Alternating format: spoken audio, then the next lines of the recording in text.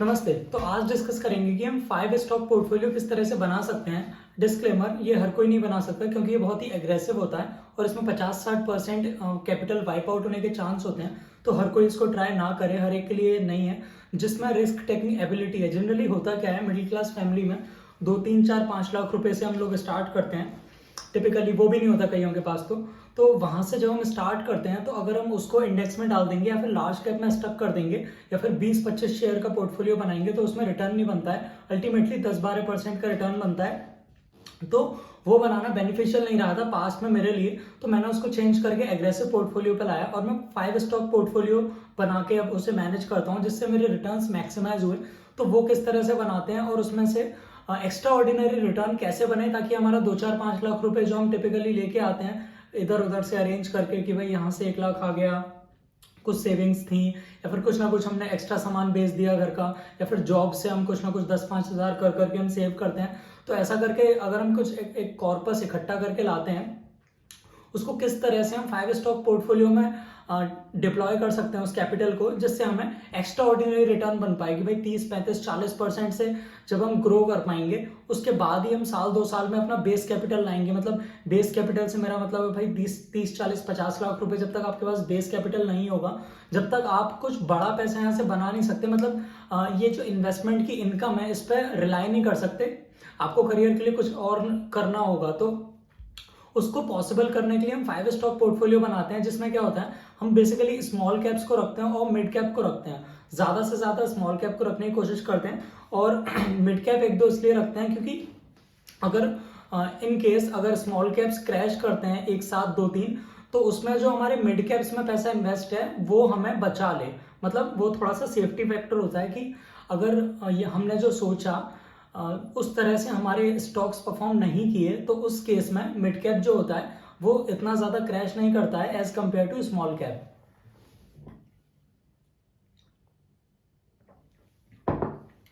तो बेसिकली करते क्या है, हम रीजनेबल प्राइस के शेयर्स को ढूंढते हैं। जैसे हाई ग्रोथ शेयर हमें 20-25 के पी के अंदर मिल जाए तो उससे क्या होता है, एक तो पी एक्सपेंशन में पैसा बनता है और दूसरा पैसा बनता है आपका ईपीएस ग्रोथ में। 30-40-50% ग्रोथ अगर आपको मिल जाती है 15-17-12 के पी पे, क्योंकि वो स्मॉल कैप है, तो वहां से आपका साल 1.5 साल के अंदर 2-3-4 गुना पैसा बन सकता है स्मॉल कैप के अंदर। ये चीज पॉसिबल नहीं है लार्ज कैप के अंदर, ये सिर्फ स्मॉल कैप के अंदर ही होता है। तो इसमें आपको 2-3 चीजें देखनी होती हैं कि भाई एक तो आपका एलोकेशन बड़ा होना चाहिए। आपका पैसा अगर आप मल्टीप्लाई करना चाहते हो तो वो सिर्फ बड़े एलोकेशन से होता है। पास में मेरे पास कुछ शेयर्स मेरा अच्छा परफॉर्म किए बट मैंने एंड ऑफ द डे देखा कि भाई पैसा कितना बना, तो मेरा एलोकेशन उसमें 2% था पोर्टफोलियो का पूरा, तो अगर वो 3 गुना भी हो गया तो मेरा सिर्फ 6% ही पैसा बना। तो इस वजह से पोर्टफोलियो में अगर हम 5 स्टॉक पोर्टफोलियो बनाते हैं तो उसमें मेरे ख्याल से 20% के आसपास के हिसाब से 5 स्टॉक पोर्टफोलियो मैं बनाता हूं, जिसमें क्या होता है 20-20% में सारे स्टॉक्स में डालता हूं, 5 स्टॉक में मेरा 100% पैसा डिप्लॉय होता है। तो इसमें अगर 1-2 शेयर्स भी अच्छा परफॉर्म करते हैं तो पूरे पोर्टफोलियो का रिटर्न बदल जाता है। आप जब एंड ऑफ द ईयर देखोगे कि भाई मेरे 1-2 शेयर्स 10% लॉस में भी हैं, लेकिन मेरे जो 2 शेयर्स हैं वो दोनों 2-2 3-3 गुने हो गए। तो अगर आप साल 1.5 साल 2 साल में भी ऐसा कर लेते हो तो वहां से आपका जो रिटर्न है वो मल्टीवैगर रिटर्न बन जाता है, मल्टीप्लीकेशन बन जाता है। मल्टीप्लीकेशन से मतलब है परसेंट में रिटर्न नहीं आता है, टाइम्स में रिटर्न आता है। तो वो सिर्फ स्मॉल कैप से पॉसिबल है, लार्ज कैप से पॉसिबल नहीं है। मैं वापस से डिस्क्लेमर देता हूँ, इस चीज को कोई स्ट्रेट फॉरवर्ड कॉपी नहीं कर सकता। आप अगर मुझे देख के इसको स्ट्रेट फॉरवर्ड कॉपी करोगे तो हो सकता है चीज आपके लिए काम ना करे। इसके लिए आपको पहले ग्रिप लेना होगा। आप हमारा वीडियो देखो या फिर आप कहीं और से पढ़ो, वेबसाइट से पढ़ो। कंपनी के सीईओ जो होते हैं वो हर एक क्वार्टर में न्यूज चैनल्स पे आते हैं, वो वहां पर बताते हैं कंपनी की कंडीशन क्या है, फ्यूचर ग्रोथ क्या है। इसके अलावा प्रॉफिट एंड लॉस स्टेटमेंट्स देखो, कंसोलिडेटेड, स्टैंड अलोन, कि किस तरह से कंपनी काम कर रही है। कंपनी के पास आरओई होना चाहिए, क्योंकि अगर आरओई कंपनी का कम होगा और ग्रोथ कंपनी का ज्यादा होगा तो वो ग्रोथ सस्टेन नहीं कर पाएगा, क्योंकि रिटर्न ऑन इक्विटी जितना होता है उतना ही हेल्दी ग्रोथ माना जाता है। उसके अलावा इक्विटी डायल्यूशन और डेट लेके अगर कंपनी ग्रो कर दिया है तो अल्टीमेटली शेयर चलता नहीं है और उसमें कॉम्प्लिकेशन ज्यादा होते हैं। इसके अलावा आपको सेक्टर्स देखने चाहिए। इंडिया की अगर बात करें तो यहाँ पर बेसिकली 2 सेक्टर्स हैं, जैसे कि मैं हमेशा बताता हूँ, आईटी और फाइनेंस। एनबीएफसीज होते हैं, बैंक्स होते हैं और आईटी कंपनीज होती हैं, डिजिटल ट्रांसफॉर्मेशन ऑफ बिजनेस में जो हेल्प करती हैं, उसका पूरे ऑल ओवर द वर्ल्ड इस टाइम बूम चल रहा है। तो वहां से अगर आप कोई कंपनी पिक करते हो तो आपके चांसेस बढ़ जाते हैं रिटर्न बनाने के। पास्ट में मैंने भी जिन शेयर्स में पैसा कमाया उसमें मेजोरिटी ऑफ द जो मनी है वो आता है फाइनेंस सेक्टर से या फिर आईटी सेक्टर से। इसके अलावा कुछ ना कुछ अगर हम पेंट वगैरह में देखते हैं तो उन सेक्टर्स में पैसा बन सकता है, लेकिन उसमें प्रॉब्लम सबसे बड़ी ये होती है कि उसमें परसेंट में रिटर्न बनता है, टाइम्स में नहीं बनता है। टाइम्स में क्यों नहीं बनता है, उसका रीजन ये है, छोटी छोटी कंपनीज भी 50-50 60-60 के पी पर है। पास में एक दो सब्सक्राइबर्स ने मुझसे क्वेश्चन पूछा था कि भाई ये भी स्मॉल कैप है, इसका भी ग्रोथ हाई है, तो मल्टीबैगर रिटर्न बना सकता है क्या? तो मैंने इस पर बोला था कि भाई मल्टीबैगर रिटर्न इसलिए नहीं बना सकता क्योंकि इसका जो ग्रोथ है वो ग्रोथ कंसिस्टेंट होने की गारंटी नहीं है। पहली चीज, गारंटी तो खैर स्टॉक मार्केट में किसी चीज की नहीं है, प्रोबेबिलिटी कहना एक ज्यादा अच्छा ऑप्शन होगा। प्रोबेबिलिटी नहीं है कि इसका ये जो ग्रोथ है ये कंटिन्यू करे, क्योंकि सिक्लिकल होता है। इसमें जो केमिकल्स यूज होते हैं पेंट्स को बनाने के लिए वो बाहर से आते हैं, उनका प्राइस फ्लक्चुएट करता रहता है, उसके अकॉर्डिंग मार्केट में कंपटीशन होता है। इसके अलावा एक जो बड़ी दिक्कत है कि पेंट की जो कंपनीज होती हैं वो 30 40 50 के पी से कम नहीं मिलती हैं। आपको देखोगे 50 55 60 का पी होगा छोटी छोटी कंपनीज का भी। तो जब आप छोटी छोटी कंपनीज में इतना ज्यादा पी दे देते हो और उसके बाद से अगर ग्रोथ नहीं आती है तो आपका पैसा गिरता है। अब आप इसमें बोल सकते हो कि भाई तुम खुद के सोल्स में 50-60 का पी दे के बैठे हो, तो ऐसा क्यों कि मतलब इस सेक्टर में नहीं देना और इसमें देना है। तो भाई मैं आपको प्रोबेबिलिटी का गेम बताता हूँ। उसका जो टाई अप है वो सेल्स फोर्स के साथ है, उसमें क्लाउड कंप्यूटिंग पे वो काम कर रहे हैं, तो वो एक एक्स्ट्रा ऑर्डिनरी बिजनेस है। और उनका जो आरओई है, रिटर्न ऑन इक्विटी, वो इंडस्ट्री लीडिंग है। इतना रिटर्न ऑन इक्विटी और किसी कंपनी का है ही नहीं। इसका मतलब ये नहीं है कि उसके अंदर रिस्क नहीं है, रिस्क ऑब्वियसली है क्योंकि छोटी कंपनी है, बहुत छोटी कंपनी है। बट जो एक्सप्लोसिव ग्रोथ है, एक्सप्लोसिव ग्रोथ एक इकलौती चीज है जो आपको हाई पी देने के बाद बचाएगी।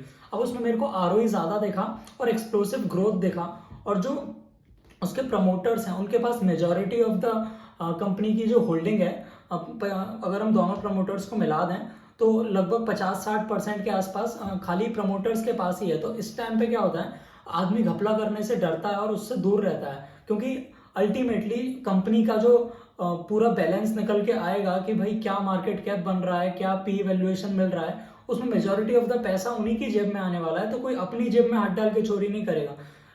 बेसिकली ये डी फ्रॉडलेंट केस जब होते हैं जब कंपनी की ग्रोथ एक तो स्टक हो जाती है और वहां से फेक बैलेंस शीट्स आती हैं और वहां से प्रॉफिट को मैनिपुलेट किया जाता है, बुक्स को मैनिपुलेट किया जाता है, बैंक अकाउंट्स को, जैसा हमने प्लेटफॉर्म में देखा।